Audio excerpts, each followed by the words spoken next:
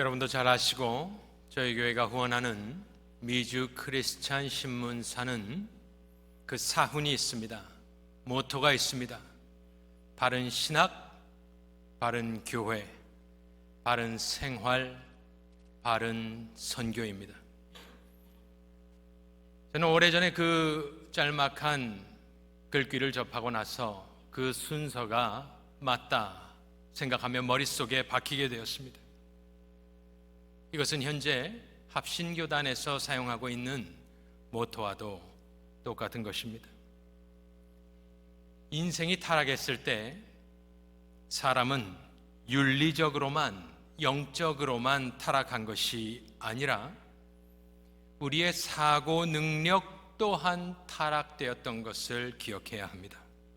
로마서 1장에 보면 오히려 그 생각이 허망하여지며 미련한 마음이 어두워졌나니 설명을 하고, 하나님의 은혜로 거듭나게 된 모습을 묘사할 때는 고린도후서 4장 6절에 보니까 어두운 데에 빛이 빛이라 말씀하셨던 그 하나님께서 예수 그리스도의 얼굴에 있는 하나님의 영광을 아는 빛을 우리 마음에 비추셨느니라 라고 묘사를 합니다. 즉 어두워진 마음이 밝게 되는 것입니다. 그렇다면 우리가 하는 모든 행동은 우리 사고의 결과물입니다. 그렇다면 우리는 바른 신학을 먼저 세울 때에 바른 선교, 특별히 지금은 저희가 예사초를 준비하며 바른 전도가 어디서 나오겠는가 생각을 해보면 여러 가지 훈련도 중요하고 연습도 중요합니다. 하지만 그 모든 것은 바른 신학, 성경대로 생각하는 것 혹은 세계관에서 비롯된다라는 것을 알 수가 있습니다. 지난주에 이어서 예수께서는 지금 음식을 가지고 막 도착한 제자들이 자신을 향하여 마음속으로 정죄하며 무례하게 행했던 것을 바라보시며 너희는 왜 전도하지 않느냐? 너희는 왜 가만히 있느냐? 꾸중하지 않으셨습니다. 그것은 그 결과물만 가지고 무엇을 판단할 수는 없고 그 제자들이 바른 신학, 즉 바른 전도관을 먼저 가질 때에야 비로소 그 결과물로서 바른 전도를 할 수 있기 때문에 오늘 말씀은 예수님께서 그들의 행동을 고치신다라기보다는, 행동을 꾸중하신다라기보다는 그 근원이 되는 사고방식, 신학, 세계관을 새롭게 정립해 주고 계시는 것입니다. 오늘 본문 말씀에 보면 그들이 잘못 생각하고 있는 것과 바른 것이 나옵니다. 먼저 잘못된 신학, 거창한 말로 신학이라 하지만 우리가 살고 생각하는 것이 세계관이 신학입니다. 그들은 어떠한 생각을 하였는가? 35절을 보여주시면 그 첫 번째 반절이 잘못된 신학인데 그들은 어떻게 생각하고 있었는가? 너희는, 제자들입니다, 넉 달이 지나야 추수할 때가 이르겠다 하지 아니하느냐? 반문하십니다. 잘못된 신학입니다. 바른 신학은 무엇입니까? 이제 예수님께서 말씀하십니다. 그러나 나는 너희에게 이르노니 너희 눈을 들어 밭을 보라, 희어져 추수하게 되었도다. 즉 잘못된 신학이 있고 이제 내가 이야기해 주는 것이 바른 신학이다. 너희의 바른 생활과 바른 전도와 바른 선교는 바로 너희가 어떠한 신학을 가지고 생각하고 사느냐에 달려 있다라고 말씀을 하고 있는 것입니다. 전도에 관한 제자들의 잘못된 생각과 신학과 세계관은 한마디로 정리하면 지금은 아니야 라고 말할 수 있습니다. 넉 달이 지나야 추수할 때가 이르겠다. 아직은 아니지 않느냐? 아직은 추수할 때가 아니지 않느냐? 지금은 아니다 라는 것이 그들의 결론이었고, 그 결론에 따라 그들은 두 가지를 하는데, 제자들이 하는 것은 무엇이냐? 첫 번째로 가만히 있는 것입니다.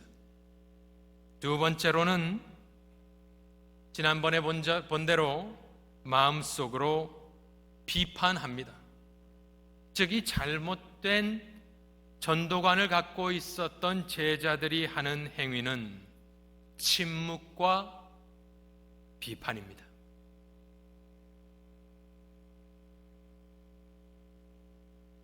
예수님은 목마르고 지금도 배고프시지만 입을 열어 전도하셨었습니다. 그런데 그들은 침묵하고 있었습니다. 예수님은 금기시되던 일을 행하시며 여자에게 전도를 하셨지만, 그들은 밥은 사왔지만 전도하지 아니하였고, 예수님의 행위를 마음속으로 정죄하고 비판하고 있었습니다. 그것이 지난번에 드러났다라고 저는 그렇게 읽었었습니다. 즉, 침묵과 비판. 그것은 어디서 비롯되느냐? 왜 그들이 침묵하고 비판하느냐? 너는 왜 조용히 있느냐? 너는 왜 나를 비판하느냐? 이렇게 하지 않았습니다. 그렇게 해봤자 행위를 고치는 것은 의미가 없기 때문입니다. 예수님은 그 뿌리가 되고 근원이 되는 바른 신학에서 모든 것이 나오는 것을 알고 계셨기 때문에 그들을 깨우쳐 주시며 바른 생각을 하고 전도관을 가지고 살아라 라고 오늘 그들을 꾸짖으시며 말씀해 주고 계시는 것입니다. 행동하지 않고 침묵하고 또 가만히 있지 아니하며 비판하는 것, 그것은 언제나 어디서나 있습니다.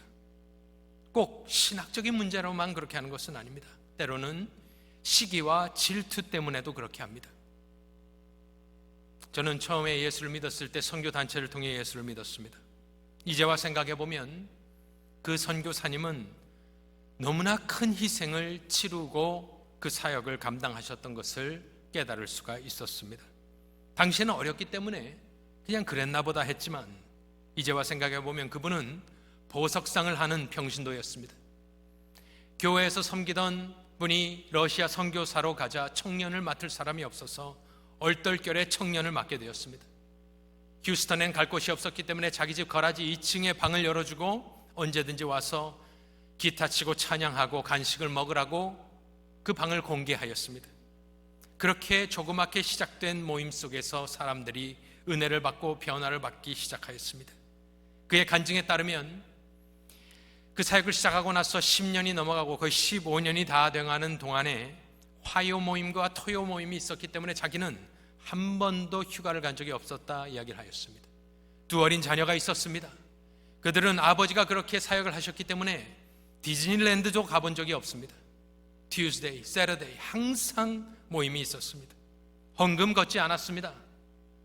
그냥 자신이 번 돈을 모든 것을 투자하였고, 그것도 어린 학생들, 고등학생, 대학생들을 모아놓고 말씀을 전했습니다. 그 결과는 어떻게 되었느냐? 남아 돌아오는 것은 비판밖에 없었습니다. 왜 청년들을 모아놓고 그렇게 하느냐? 청년들이 모여들기 시작하자 참으로 들을 수 없는 많은 비판들을 들었고, 당시에 저는 이해할 수 없었습니다. 제가 그 단체에서 은혜를 받고 헌신하게 되었을 때 저희 작은아버지께서 어떤 분과 식사를 하시며 했던 대화를 말씀해 주셨는데, 혹시 네 조카가 다니는 그 모임이 이단 단체가 아니냐라는 말을 들었을 때 저희 작은아버지께서 하셨던 말씀은 이것이었습니다. 당신 같으면 그 선교사님처럼 할 수 있습니까? 자신의 돈을 투자하고 청년들을 모아 선교하는 것이 얼마나 귀한데 도와주지는 못할 망정 비판을 하느냐, 꾸짖어 그가 침묵했다는 말을 들었습니다.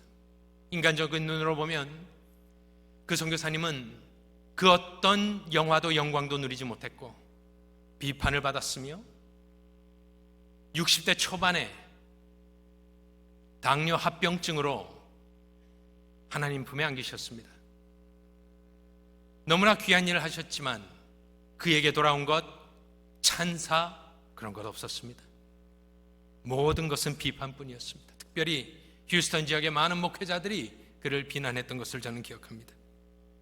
그 열매는 하나님만 아시는 것입니다. 그분의 열매 중 하나가 바로 저이기 때문에도 그렇습니다. 무명으로 살고 모든 것을 버리시고 헌신하셨고 박수갈채 없이 아주 젊은 나이에 세상을 떠나신 선교사님입니다. 세상은 그렇습니다.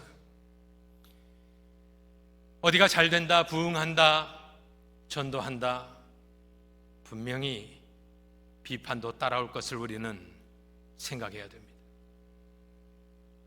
왜 제자들이 이런 신학을 갖고 살게 되었나요? 왜 그들은 그렇게 생각하고 입을 다물었고 예수님을 비판하였을까? 다른 것이 아닙니다. 그들이 생각을 바꾸지 않았기 때문입니다. 평생 살아온 대로 생각하며 살았던 그대로 생각을 하고 있었기 때문에 사마리아에 무슨 복음이냐? 자기들이 자라온 그대로 생각을 하였기 때문에 그 생각 그대로 살고 있었고 내 눈을 의지하였기 때문입니다. 내 생각이 맞다고 생각하였기 때문에 그들은 움직이지 않았습니다. 입을 열지 않았습니다. 오히려 예수를 비판했던 것입니다. 그렇다면 우리가 심각하게 깨달아야 되는 것은 무엇이냐? 성경과 성령의 조명이 없는 나의 생각은 우상입니다. 나를 지배하는 것이 주인 아니겠습니까? 내 생각이 나를 지배하면 내 생각이 우상이 아니고 무엇이겠습니까? 바로 하나님의 말씀이 나를 지배해야 될 줄로 믿습니다. 나는 내가 맞다고 생각합니다. 우리 모두 그렇게 생각하지만 그것이 위험할 수 있습니다. 교회의 문제가 어디서 옵니까? 세상적인 사고방식에서 옵니다. 왜 예수의 제자들은 예수님이 못마땅했습니까? 자신들의 생각에 갇혀 있었기 때문에, 자신들이 맞다고 생각했기 때문에, 그것이 썩어져가는 구습인 줄 모르고 생각해 오던 대로 생각하는 것, 죄악입니다. 그들이 아무것도 안 한 것은 아니었지 않습니까? 더운데 불구하고 예수님은 선생님이니까 우물가에 놔두고 음식을 사러 들어갔었습니다. 이들은 같이 돌아다녔기 때문에 일을 하지 않았습니다. 펀드레이징을 하였습니다. 귀부인들, 경건한 부인들이 도네이션을 하였습니다. 그들 나름대로 수고하였고 분주하였습니다. 애써서 밥을 사왔습니다. 하지만 정작 복음의 능력은 아직 체험하지 못한 그들이었고, 그들은 어떠한 생각을 하고 있었느냐? 예수님의 말에 따르면 너희들은 넉 달이 지나야 추수할 때가 된다라고 생각을 하고 있기 때문에 그 생각이 잘못된 것이다. 너희는 왜 그런 생각을 하고 있느냐? 무엇에 기준하여 그런 생각을 했을까요? 보이는 대로만 생각을 했기 때문입니다. 이제 바른 신학을 들어보겠습니다.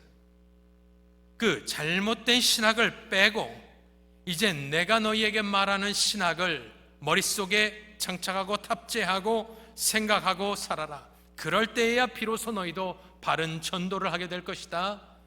35절 이하에 보니까, 반절에 보니까, 그러나 나는 너희에게 이르노니 너희 눈을 들어 밭을 보라. 희어져 추수하게 되었도다. 너무나 중요한 말입니다. 그러나 나는 너희에게 이르노니, 원문을 보니까 보라, 내가 너희에게 말하노니 밭을 보라. 보라가 다른 단어이지만 두 번 나왔습니다. 이 보라, 이것은 히브리식 문체로 구약 성경에 자주 나오죠. 영어로는 behold입니다. 보라, 이것은 감탄사와 같은 것입니다. 희내, 이렇게 하는 것인데, 이것은 정신 차려라, 주변을 환기시키며 우리식으로 말하면 박수를 치며 집중하는 것과 똑같습니다. 집중하라 하면서 하시는 말씀이 무엇이냐? 나는 너희에게 이르노니. 저희가 익숙한 구절입니다. 이것이 언제 나옵니까? 마태복음 5장에 보면 너희는 이렇게 하였다는 것을 너희가 들었으나 나는 너희에게 이르노니 하면서 말씀을 하십니다. 예수님께서 나는 너희에게 이르노니 이 말씀을 하실 때는 신적 권위를 가지고 새 언약의 중보자로서 모세의 율법을 완성하는 자로서 말씀하는 것입니다. 너희들이 구약 성경에는 모세에게서는 이렇게 율법으로 배웠지만 나는 너희에게 말을 한다. 이제는 그 율법이 완성되는, 없애는 것이 아닙니다. 완성되는 시대에 내가 새 언약의 중보자로 말씀을 한다, 말을 한다, 이것입니다. 문자적으로 다시 이것을 해석해 보니 그러나 나는 너희에게 이르노니 너희 눈을 들어 밭을 보라. 휘어져 있다, 현재형입니다. 그리고 한국어 성경에는 빠져 있는 단어가 있는데 이미라는 말입니다. 현재 휘어져 이미 추수하게 되었도다. 이것이 바로 바른 신학입니다. 예수님의 권위는 신적인 권위입니다. 새 언약의 중보자의 권위는 대단한 것입니다. 그분께서 말씀하시는 것은 너희들이 잘못 생각하는 것은 추수의 때가 미래에 있다고 자꾸 생각을 하는데 그렇지 않다. 추수의 때는 과거의 영광에 있다고 생각하는데 그렇지 않다. 오늘 본문 말씀의 무게는 무엇이냐? 너희가 눈을 들어 밭을 보면 현재 이미 휘어져 추수하게 되어 있는 곡식을 보게 될 것이다. 즉, 추수의 때는 언제이냐, 이 말씀을 드리고 싶은 것입니다. 언제입니까? 만일 우리가 지금은 상황이 녹록지 않습니다, 예수님 이렇게 말씀을 하면 제자들과 똑같은 말을 하고 있는 것입니다. 아직은 아니지 않습니까? 넉 달이 지나야 그때가 추수 때이지 아직은 아닙니다. 하지만 예수님은 그 제자들에게 또한 그 이후의 모든 세대의 2000년 역사의 교회에게 하시는 말씀이 무엇이냐? 제자들은 아직 아니야. 예수님은 이미 늦었다 입니다. 생각해 보십시오. 우리는 이 말씀을 지금 성경 구절로 이 자리에 앉아서 요한복음에 나오는 말씀으로 듣고 있지만 이 말씀을 처음 들었던 제자들의 모습을 상상해 보십시오. 지금 어디에 있습니까? 정오의 땡볕에 야곱의 우물가에서 지금 이 대화가 진행되고 있는데 눈을 들어 밭을 보라. 이미 추수할 정도로 그 시기가 늦어서 하얗게 되어 있다. 어디에 그런 것이 있습니까? 아무도 없는데, 정오에 우물가에 아무도 없는데, 저기 보이는 마을이 하나 있는데 그것은 수가성입니다. 사마리아 성입니다. 우리가 아주 하대하는 민족이 살고 있는 곳입니다. 거기가 이미 익어서 추수하게 되어 있다고요? 예수님? 뭔가 큰 착각을 하고 계시는 것 같습니다. 우리는 빨리 지금 이곳을 통과하여 북쪽 갈릴리로 가고 있는데 지금 도대체 무슨 말씀을 하고 있습니까? 이것이 추수의 때라니 무슨 말씀입니까? 그들도 생각하지 않았겠습니까? 저와 여러분도 그렇게 생각하고 있습니다. 지금이 씨를 뿌리는 시기라 이렇게 이야기를 했으면 제자들도 수긍하겠죠. 그렇지 않습니까? 예수 사역의 초기입니다. 예수 십자가 사건이 아직 일어나지 않았습니다. 제자들도 오순절의 경험이 없습니다. 그들은 조직도 없고 땅도 없고 교회 터도 없고 돈도 없고 아무것도 없습니다. 그런데 예수님은 뭐라 하시느냐? 지금 씨 뿌리는 시기다. 30년 지난 뒤에 추수할 때다. 이렇게 말씀하지 않았습니다. 바울이란 사람이 왔을 때부터 추수하겠다 이야기하지 않았습니다. 지금 땡볕 정오의 수가성에서 예수님이 하신 말씀이기 때문에 저는 이 말씀이 그때 당시에 제자들에게만 하신 말씀이 아니라 2024년 필라델피아 지역에 살고 있는 저와 여러분을 향하여 성령께서 하시는 말씀이라고 확신합니다. 왜 그러느냐? 저도 제 생각을 바꾸게 되었습니다. 저의 생각은 중요하지 않습니다. 저와 여러분의 생각은 중요하지 않습니다. 중요한 것은 예수님이 하시는 말씀입니다. 예수님이 추수하게 하얗게 되었다 그러면 그렇게 된 것입니다. 이것은 교회사가 증명을 해주는데, 저는 여기서 신학을 하였고 책도 제 방에 와보면 아시겠지만 한국에서 나오는 책은 읽지 않습니다. 무엇이 어떻게 돌아가는지 잘 알 수 없습니다. 교회사도 한국 역사 한두 번 읽어보았지만 자세하게 알지 못합니다. 하지만 영국의 청교도 신학과 그 신앙과 역사는 알고 있습니다. 그 역사를 읽어보면 한 가지 확실한 것이 있는데, 그것은 무엇이냐면은 골든 타임은 없다라는 것입니다. 우리는 지금 이 시점에서 옛날을 생각하며 청교도 목사님들과 그 시절을 생각했을 때는 그때는 다 예수 믿게 준비가 되었던 시대야. 그때는 사람들의 마음이 그렇게 완악하지 않았어. 지금처럼 이렇게 사람들이 강팍하지 않았어. 과거에는 하면서 우리는 골든타임을 상상하지만 그것은 크나큰 착각이고요. 그들이 썼던 자서전과 설교를 읽어보면 항상 그렇지만 그들은 말세를 살고 있다고 생각했고 교회는 약했고 타락했으며 세상은 항상 암흑기였습니다. 교회사를 읽어보십시오. 절대 그들이 어떤 목사도 어떤 사람도 설교해서 이때가 비로소 부흥이 도래할 시기다라고 말한 사람은 한 명도 없습니다. 생각해 보세요. 흑암이 스스로 밝아질 수 있습니까? 그러면 펠라기우스 신앙입니다. 흑암은 절대 빛을 발할 수 없고, 세상이 반쯤 죽어 있습니까? 아니면 완전히 영적으로 죽어 있습니까? 반쯤 죽어 있다 벌떡벌떡 일어나는 시대였습니까? 아니었습니다. 세상은 항상 흑암이었고 항상 죽어 있는 시대에 역사적으로 무슨 일들이 일어나냐면은 목사님들이 일어납니다. 하나님의 말씀에 사로잡히는 사람들이 나타나고 말씀을 재발견하고 사람을 두려워하지 않고 설교하는 설교자들이 나타나기 시작합니다. 그러면서 그 말씀 앞에서 깨지는 사람들이 생겨나기 시작합니다. 그리고 그것이 밖으로 쏟아져 나갈 때 소위 부흥이라는 것이 일어나는 것입니다. 그 어떤 시대에도 지난 2000년 아니 4000년 5000년 역사 가운데도 세상이 준비됐던 시기는 없었다라는 것, 골든타임은 없었다라는 것. 지금 사마리아가 말씀을 받을 준비가 되어 있겠습니까? 없습니다. 그렇지 않습니다. 그렇기 때문에 예수님께서 오늘 말씀하고 있는 말씀은 무엇이냐?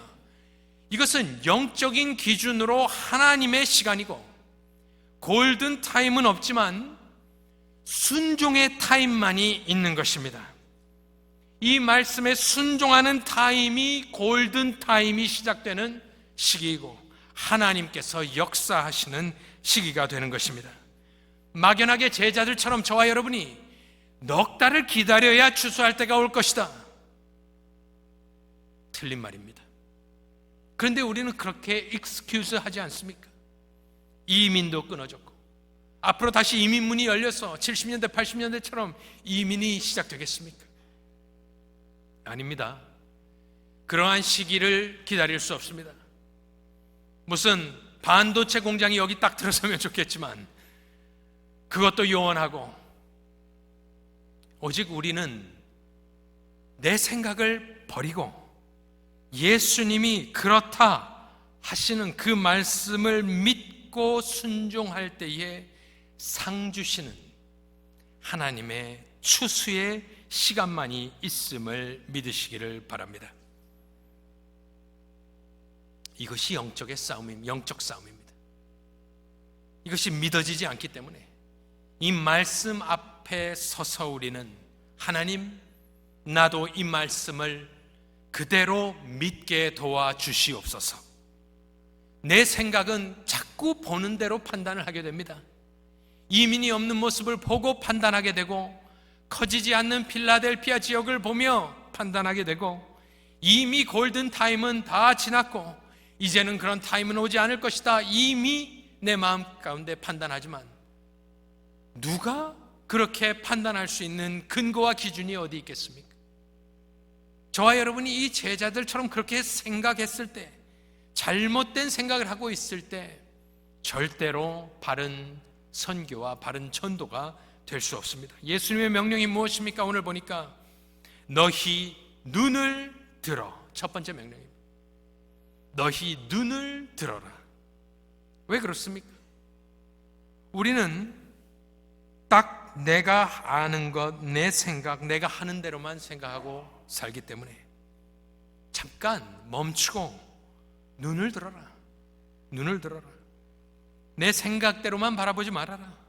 세상적인 것으로, 정욕으로, 욕심으로 바라보지 말아라. 땅만 바라보고 살지 말고 좀 눈을 들어보아라.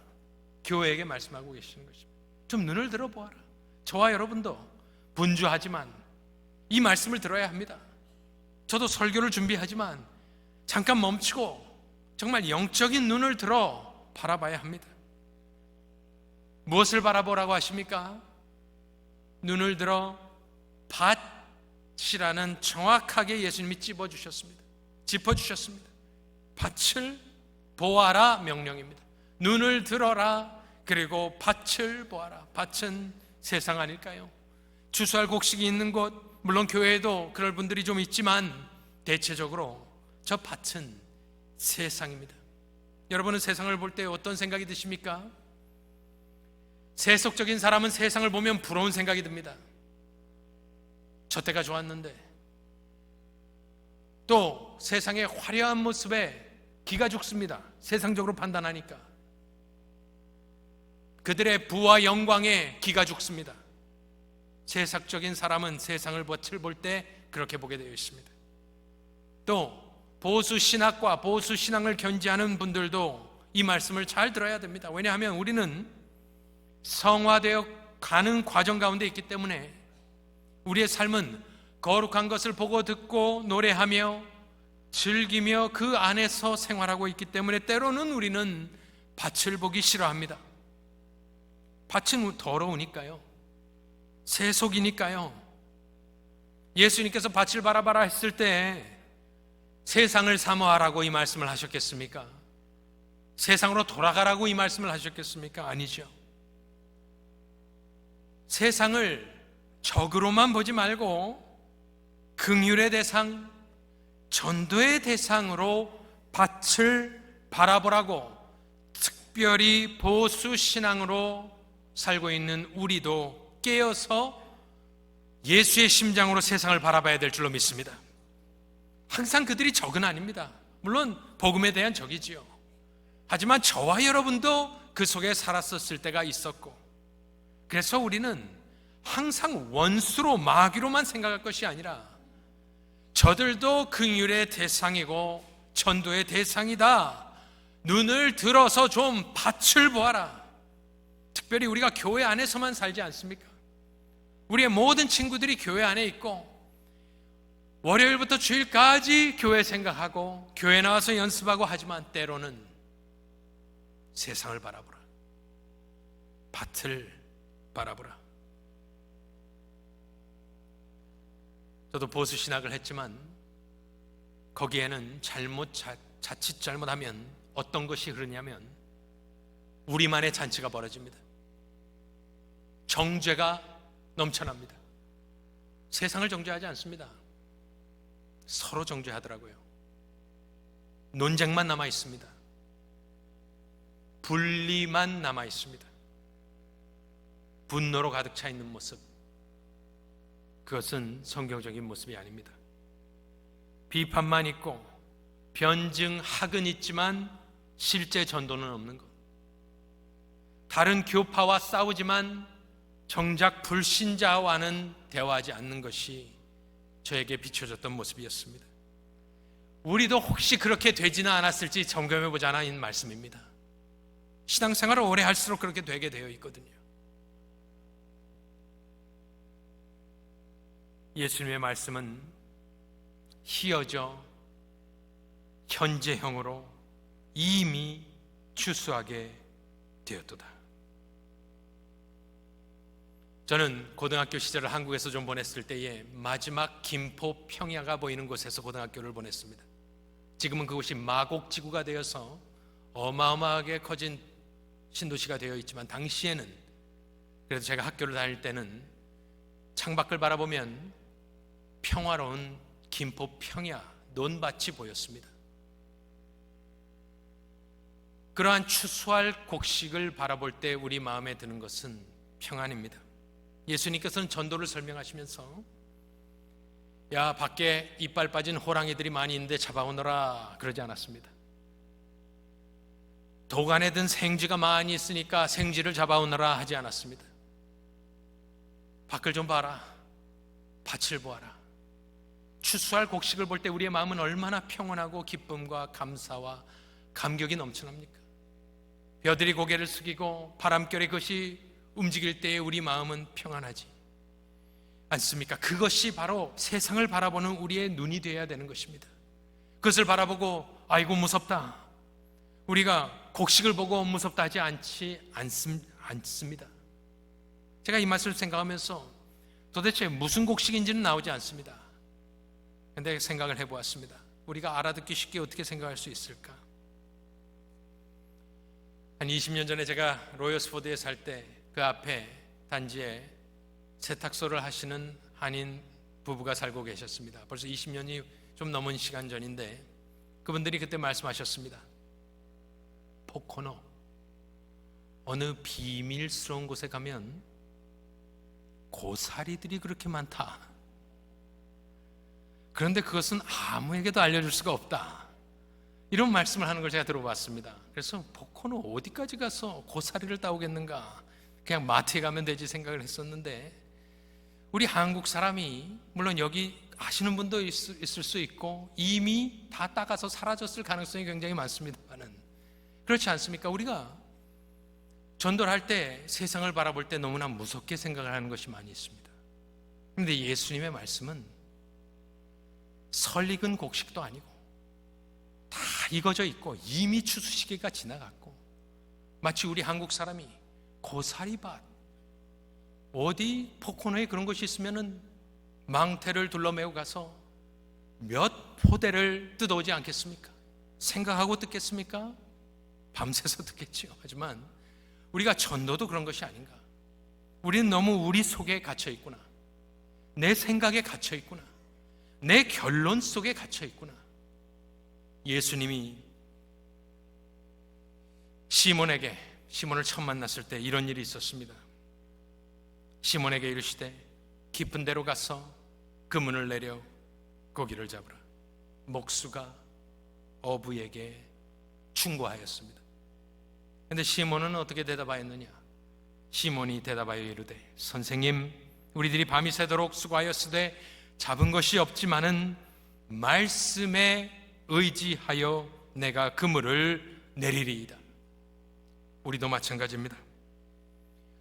저와 여러분의 생각은 골든타임이 아니다, 기다립시다, 넉 달을 기다립시다 생각할 수 있지만 저와 여러분은 예수님의 말씀에 의지하여 그물을 내리실 수 있기를 축원합니다.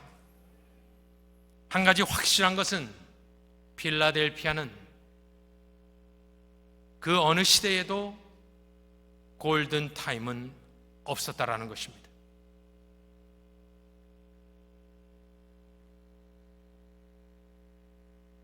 하지만 이 말씀에 순종하여 추수하러 나갔었던 믿음의 선진들이 있었을 뿐입니다. 필라델피아가 곡식이 익은 적이 한 번도 없습니다. 여기는 LA도 아니고 뉴욕도 아닙니다.